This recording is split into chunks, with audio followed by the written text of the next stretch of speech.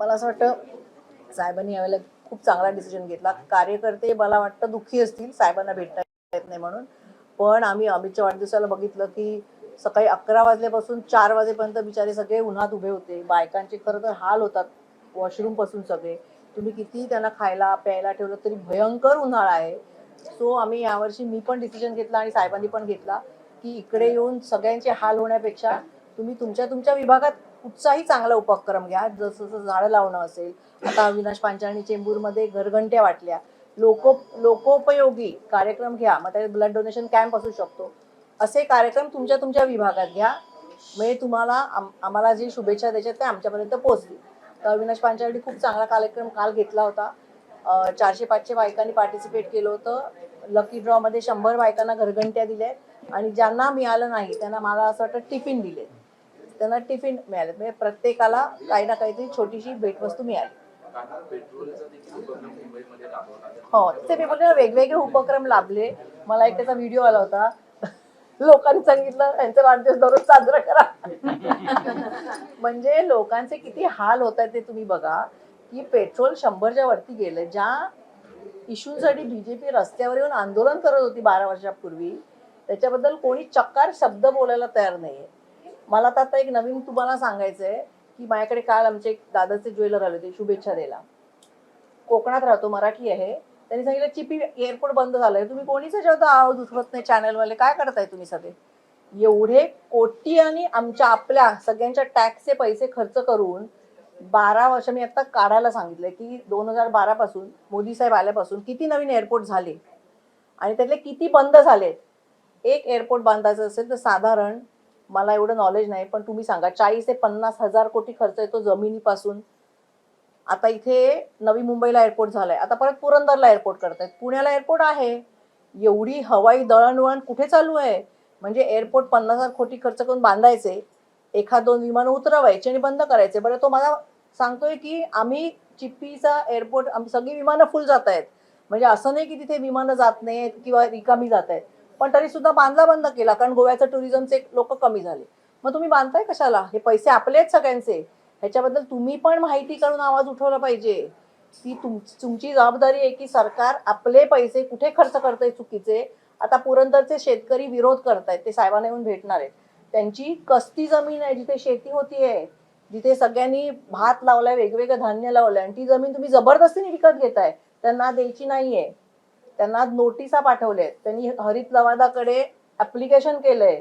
हरित लवाद काय सगळंच त्यांच्या हातात आहे ना. आता सुप्रीम कोर्टापासून खालपर्यंत सगळंच त्यांच्या हातात आहे. तुम्ही कुठेही जा, तुम्हाला कुठेही न्याय मिळत नाहीये.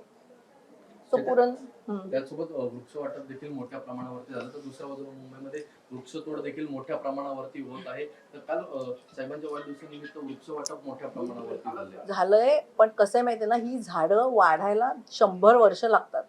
आम्ही लावू झाडं, पण तुम्ही जी झाडं तोडताय ती 100-200 वर्ष जुनी. तर तुम्ही शिवाजी पार्कची झाडं बघा, त्याचे एवढे बुंदे आहेत. तुम्हाला जो सगळ्यांना, आम्हाला आणि त्यांना पण, जो सगळ्यांना ऑक्सिजन लागतो ना तो त्या झाडाकडनं येतो. आता हे जे आपण हुश करतोय ना, हे त्या झाडांमुळे उन्हाळा वाढलाय, पावसाळा डिले झालाय, खाली पाण्याची लेवल एकदम तळाला गेली आहे. कोणाला काही पडलेली नाहीये. आम्हाला आमचे पैसे घ्यायचेच जायचे. मुलं सगळी फॉरेनला जाऊन सेटल झालेली आहे. तुम्ही मारा इकडे सगळे. पेट्रोलचा विषय मांडला, एअरपोर्टचा विषय मांडला, सरकार काय करतं सरकार ऑपरेशन टायगर मध्ये व्यस्त असं वाटतं का. त्यांना तेवढंच करायचंय. दुसरे पक्ष फोडायचे त्यापेक्षा तुम्ही तुमची मुलं मोठी करा ना. दुसऱ्यांची मुलं चोरण्यापेक्षा भारतीय जनता पक्ष, RSS, विश्व हिंदू परिषद याच्यात काम करणारी खूप चांगली मुलं आहेत. होती कुठे ती आता. त्यांनी काय फक्त 17च्याच उचलायचे का दुसऱ्यांच्या आतापर्यंत. तिथे ममता बॅनर्जीचा पक्ष फोडला, इथे उद्धवचा फोडला, शरद पवार साहेबांचा फोडला. त्याच्यापेक्षा तुम्ही आता, आम्ही कसं, आम्ही पक्ष फोडला ना, आम्ही आमची नवीन मुलं निर्माण करतो. अरे तुम्ही तेवढं तर दाखवा. करा. चांगली मुलं खूप असतात काम करणारी, त्यांना मोठं करा तुम्ही.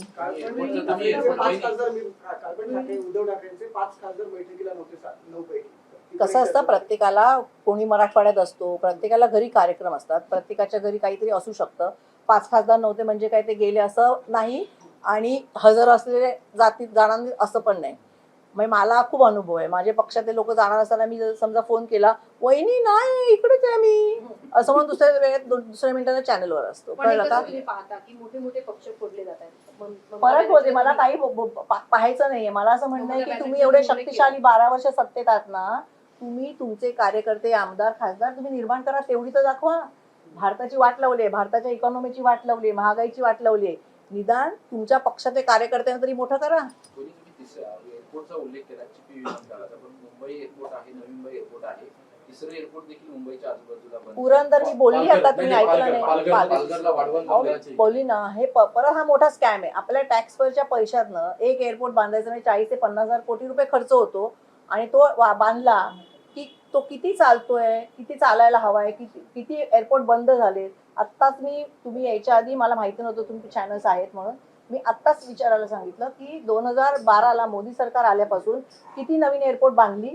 मला तर कोणती सांगितलं युपी बिहारची पण 7 एअरपोर्ट पैकी 5 बंद आहेत. अरे 5 बंद आहेत म्हणजे 50,000 कोटी आपले पैसे आहेत हे, त्यांनी नाही कमावले, तुमच्या माझ्या टॅक्समधनं पैसे गेलेले आहेत हे. आणि मग असं करतात आणि मग इथे पेट्रोल वाढव, कांदा वाढव, बटाटा वाढव, शेतकऱ्यांना पैसे मिळत नाहीत, शेतकरी आत्महत्या करतोय, म्हणजे गरिबांना पैसे मिळत नाहीत आणि ह्यांचे तुंबड्या भरतायत.